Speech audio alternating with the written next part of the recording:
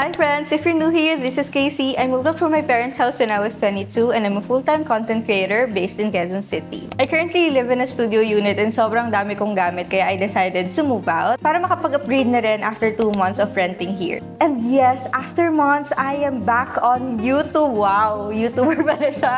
So kung napansin nyo, pares lang yung damit ko dun sa previous vlog natin na condo makeover kasi same day ko tong film. Pero anyway, in this video, i-share ko sa inyo friends kung saan ako naghahanap ng apartment, ano yung mga tinatanong, ano yung mga requirements, and what's the usual process and more tips about renting and apartment hunting. Okay, let's start. Una, nililista ko muna kung ano yung mga non-negotiables ko. Location, gaano kalaki, magkano yung budget, ano ba yung gusto mong itsura ng apartment mo, and many more. Ginagawa ko yun, friends, kasi gusto ko maging intentional. Kasi kapag hindi ako naging intentional, meron akong mga times na mapupuntahan ko yung mga hindi ko naman talaga gustong apartment. Masasayang lang yung oras at pagod.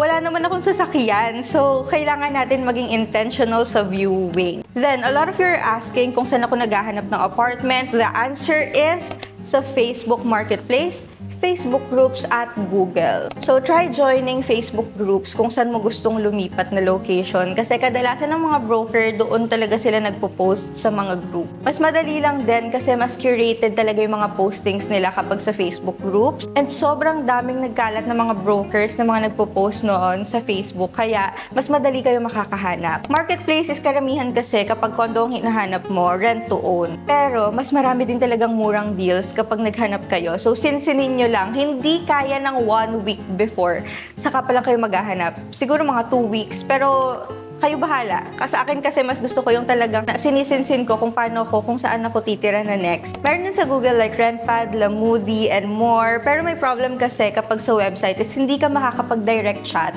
Unlike sa Facebook na agad-agad may live message na makakapagpalitan kayo. Sa mga websites kasi lagi email, ganyan. Tapos parang medyo matagal pa silang mag-reply. Pero kung naghahanap naman talaga kayo, you can try kasi ang dami talagang listing sa website. In looking for an apartment, ilalagay ko lang kung ano yung mga non-negotiables ko o yung mga keywords ko, like this. Then, dyan na lahat lalabas ng listings. Pero may problem with Facebook now is ginaya kasi nila sa TikTok yung search engine nila. Parang mga naging tile na, hindi na siya yung parang post by post. Ang maganda doon is siguro sa iPad, gumagana pa rin yung normal search engine or search bar. Pero, sure ako sa laptop, gumagana talaga siya. So, if meron kayong iPad or laptop, itry nyo, baka mag-work siya. Para mas madali na rin kayo makapaghanap. Kasi ang hirap talaga kapag yung mga tiles, parang minsan budol, minsan walang sense yung post na nakiklik, ganyan. Hindi mo makikita yung buong post. So, here's the apartments I viewed. Option number 1 is a 1-bedroom, 30,000 pesos corner unit. Una pa lang out of budget na, pero friends, ang ganda kasi ng cut nito and may partition na rin siya for bedroom. And since corner unit siya, dalawa yung bintana sa bedroom, ang laki rin ng kitchen, may big bathroom din, and may washing machine area na. May chance na rin tayo magkaroon ng separate sala, dining, and bedroom. And nung chinay ko to sa maps, friends, it's facing sunset, and when I saw this, parang okay na ako, as in, I really felt the kilig and parang ayoko na magpaligoy-ligoy and mag-down payment na agad. Pero wag. May option number 2 pa tayo. Option number 2 is a 30,000 pesos again, executive studio. Hindi siya 1-bedroom pero malaki yung cot. And may partition din naman to na you can push and pull. Malaki rin yung kitchen and floor-to-ceiling window din. Ang pinaka nagustuhan ko dito, friends, is ang ganda ng amenities. Sobrang social, sobrang luxe talaga. May spa, and ang daming spaces for activities. Literal na parang nasa hotel ka. Meron pa silang infinity pool, ang ganda din ng gym. And basta sobrang dami pang bagay, friends. My problem with this lang is medyo nabababaan lang ako sa ceiling. Kasi yung unit ko now is mataas talaga yung ceiling and di talaga siya maaabot kahit nakatungtong sa upuan. Kaya medyo nakakapanibago pero grabe ang social dito, friends. Option number 3 is a 1-bedroom loft. And friends, I never thought na mag-view ako ng ganitong unit. Kasi this is actually over budget. And normally, this is 4 to 5 to 60K. But I still check this kasi parang it's still nice. And I found out na it's 30,000 pesos. So, this has floor-to-ceiling windows, 2 balconies, may kitchen na malaki, friends, makaikot-ikot na tayo, and the bedroom. Maganda to, but the amenities are smaller than my current place, na medyo deal breaker for me kasi sometimes I need a place to shoot my content and gusto ko sana talaga plain lang yung walls kasi sabi ng broker ko, ayaw daw ipatanggal ng owner yung wall designs. And may mga ayusin pa na it'll took 2 weeks para before maayos. Pero as we're viewing this, unti-unti naman na siyang inaayos. And ang ganda ng view dito, friends.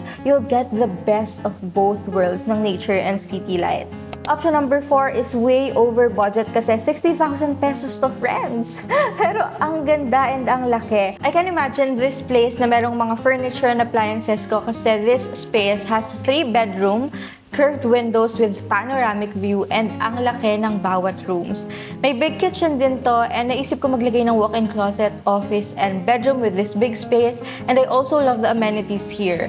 Ang mahal lang, pero if you can have this big space naman and view, why not, diba? Pero parang lilipad talaga ang budget dito, friends. Yun lang talaga. And that's it for the viewing, friends. Konti lang talaga ako mag-view ng unit kasi very intentional ako sa pag-view. And yun yung tip ko talaga sa inyo, friends, para hindi kayo magpabalik-balik at di masayang yung oras nyo. As for the location, lahat yan, friends, sa Quezon City, pero hindi ko na i-disclose kung saan mismo for security purposes. So, ano sa tingin niyo yung pinili ko, friends? Comment below your guesses, and kung ano yung pinaka-nagandahan kayo, let me know. And if you're wondering kung ano yung mga questions na tinanong ko sa broker ko, here are the list as well, and huwag kayong mahiya or matakot magtanong kasi dyan nyo talaga makikita yung mga deal breakers nyo. And pag nag-viewing na kayo, friends, huwag kayong mahiya magbusisi sa apartment. Even the cabinets, drawers, yung ceiling, yung wall, yung window, tignan nyo kung may tulo. Pati na rin yung ventilation, tingnan yung maigi yung buong vibe ng buong bahay. Kasi remember, magbabayad ka, tapos parang isang taon ka titira doon, iisipin mo araw-araw na, na-overlook ko tong ganito, nanghihinayang ako. So, manghihinayang ka talaga kasi araw-araw mo makikita yung bahay mo na ganun, diba? Tapos di po natanong yung deal breaker mo. So, parang alis tayo doon sa mga ganong stress, okay? Kaya tayo nag-move out para matanggal ang stress, hindi para mapuntahan ulit ng stress dahil lang sa apartment na napili. So, ayun, friends, I remember watching vlogs like this before, and ngayon ko lang to nagawa kasi ngayon ko lang na-enjoy yung moving out process na hindi ako kinakabahan kasi nung last time parang nagmamadali ako dahil nga sa issue ko sa previous apartment, kung alam nyo na. And nakaka-enjoy pala yung mga ganito, friends, na i-share ko sa inyo kung ano yung mga dapat gawin and so much more. And I'm so excited to share with you, friends, my chosen apartment and my moving out journey. Pati na rin yung moving in process, friends. So if you enjoyed this vlog, let me know if you have any questions, and you can subscribe for more videos like this. Thank you so much, friends, and I'll see you on the next video. Yun lang. Babu!